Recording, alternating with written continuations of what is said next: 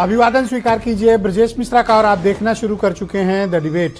बहनों भाइयों, किसकी हवा चल रही है इन दिनों? हर जगह, गली मोहल्ले से लेकर चौराहे से लेकर दफ्तरों से लेकर राजनीतिक रैलियों तक, अखबार और मीडिया में यही चल रहा है कि किसकी हवा चल रही है। क्या प्रधानमंत्री नरेंद्र मोदी के नेतृत्व में भारतीय जनता पार्टी का एनडीए गठबंधन मेजॉरिटी से पार, यानी उनको जो उन्होंने अपने लिए टारगेट तय किया है 400 पार, क्या वो अचीव कर रहे हैं, या फिर इंडिया गठबंधन की हवा चल रही है और वो लीड कर रहे हैं? दावे दोनों तरफ से किए जा रहे हैं, कॉन्फिडेंस दोनों का दिख रहा है, लेकिन किसकी हवा चल रही है?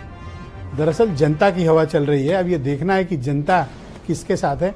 आज चर्चा इसी विषय पर करेंगे कि हवा किसकी है। बहन भाइयों, इस देश की राजनीति में पिछले एक महीने में बड़े उठापटक हो चुके हैं। 19 अप्रैल को जब पहले चरण का मतदान था, उस वक्त के माहौल और अब के माहौल में काफ़ी अंतर आ गया है। ये अंतर आप इस प्रकार भी विजिबल कर सकते हैं कि माहौल में अब गर्मी बहुत आ गई है और जो विपक्ष थोड़ा पीछे हट रहा था, वो विपक्ष बेहद आक्रामक तरीके से भारतीय जनता पार्टी के सामने खड़ा है। परिणाम क्या होंगे, किसको कितने वोट मिलते हैं, किसको कितनी सीट मिलती हैं, ये एक बहुत अलग विषय है। लेकिन चुनाव बहुत रोमांचक हो गए हैं और 2014 या 2019 की तरह ये कोई एक तरफा चुनाव नहीं है और इस चुनाव में विपक्ष भी बहुत मजबूती से टक्कर देने की कोशिश कर रहा है। बहनों भाइयों, जो सबसे महत्वपूर्ण बात है इनकी हवा चल रही है, उनकी हवा चल रही है, लेकिन जनता की हवा क्या कहती है? डेमोक्रेसी में एंड ऑफ द डे जनता क्या कहती है, ये महत्वपूर्ण होता है। हमें उस नब्ज को समझना चाहिए कि जनता क्या चाहती है। आम आदमी, गरीब, किसान, नौजवान, महिलाएं, इनके मन में क्या है? कारपोरेट, व्यापारी, स्ट्रीट वेंडर्स, छोटा काम धंधा करने वाले, खुद के रोजगार सृजित करने वाले लोग, मजदूर, इनके मन में क्या चल रहा है? इनकी क्या आकांक्षाएं हैं और ये किस तरह की हवा चाहते हैं? क्या उस हवा को मौजूदा राजनीतिक दल उन आकांक्षाओं की पूर्ति कर रहे हैं, या फिर सिर्फ जुमलेबाजी हो रही है, या सिर्फ बड़े बड़े वायदे हो रहे हैं? सब कुछ खटाखट हो रहा है या सब कुछ टकाटक हो रहा है? इन दिनों राजनीति में और विशेष तौर पर बड़े नेताओं के भाषण में आपको इस तरह की चीजें बहुत मिलेंगी।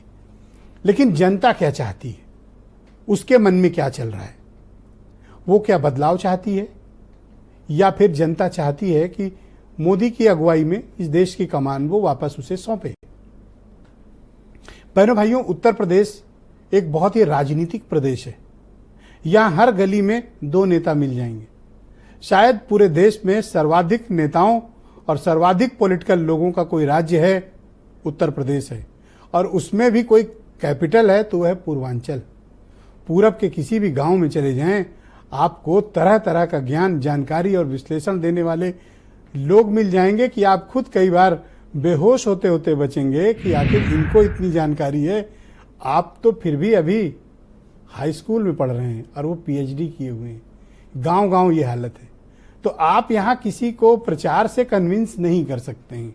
ये बहुत ही पॉलिटिकल इलाका है पूर्वांचल का, और इसकी 41 सीटों पर चुनाव है, जिसमें अवध की भी सीटें हैं जो अभी जहां पर चुनाव होगा 20 तारीख को।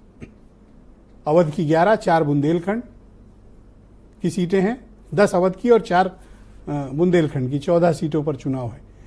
अब हम किधर बढ़ रहे हैं? टिपिकल पूर्वांचल की तरफ। बहनों भाइयों, पूर्वांचल जिसको देता है छप्पर फाड़ कर देता है, और जिससे छीनता है उसे भिखारी बना देता है। कई राजनीतिक दल इसके उदाहरण हैं और कई राजनीतिक दल और नेता इसके गवाह हैं। वो आपको मौजूदा दौर में भी बड़ी खराब हालत में मिलेंगे, जो कुछ वक्त पहले इसी राज्य में हुकूमतें करते थे। ये है पूर्वांचल। यहाँ की तासीर बिल्कुल अलग है। पूर्वांचल क्या चाहता है? अवध क्षेत्र क्या चाहता है? बुंदेलखंड के मन में क्या है? क्या ये वही सोच रहे हैं जो पश्चिमांचल ने सोचा, पश्चिम उत्तर प्रदेश ने सोचा? ये क्या वही सोच रहे हैं जो ब्रज क्षेत्र ने सोचा और किया? क्या ये वही सोच रहे हैं जो रुहेलखंड ने किया? या फिर इस क्षेत्र के लोगों की ओपिनियन सर्वथा अलग है? क्या है इधर के इश्यूज? बहनों भाइयों, भौगोलिक विषय भी समझिए।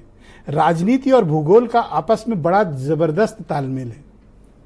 जो समृद्धता, जो खुशहाली, जो आर्थिक संपन्नता आपको पश्चिम में, रुहेलखंड में दिखेगी, वो आपको पूर्वांचल में, अवध क्षेत्र के कुछ इलाकों में और बुंदेलखंड में नहीं दिखेगी। इधर विपन्नता है, उधर संपन्नता है। उनका थॉट प्रोसेस बिल्कुल अलग है और इनका पॉलिटिकल थॉट प्रोसेस बिल्कुल अलग है। इधर के लोगों को क्या चाहिए? इनके लिए रोजगार, काम पहली प्राथमिकता है। लेकिन हिंदू होना या मुसलमान होना भी इधर के लिए बहुत इंपॉर्टेंट बात है।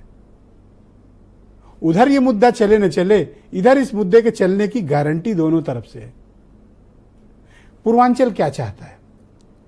कोर इश्यूज पर वोट करना चाहता है या उन इश्यूज पर जिन पर अब तक चुनाव हुए हैं? पूर्वांचल के मन में क्या है?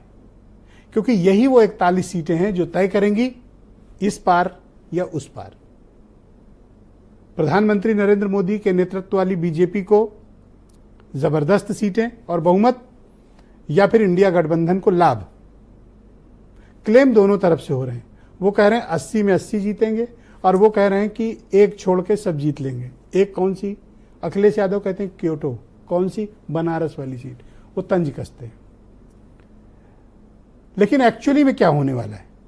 आज डिबेट में हम ये समझेंगे कि पूर्वांचल के मन में क्या है। उनके मन में मोदी हैं या उनके मन में राहुल और अखिलेश हैं? कुछ स्टेटमेंट सुन लें, फिर आज की डिबेट को हम आगे बढ़ाएंगे। अब कांग्रेस के एक नेता हैं और कोई सहयोगी दल भी है महाराष्ट्र में, जिन्होंने कहा हम अलग अलग प्रकार के प्रधानमंत्री बनाएंगे। तो भाई 5वां चरण आने को है, बता दीजिए मंडे कौन होगा, ट्यूसडे कौन होगा, बृहस्पति को कौन बनेगा, शुक्र को कौन बनेगा, शनिवार को कौन बनेगा।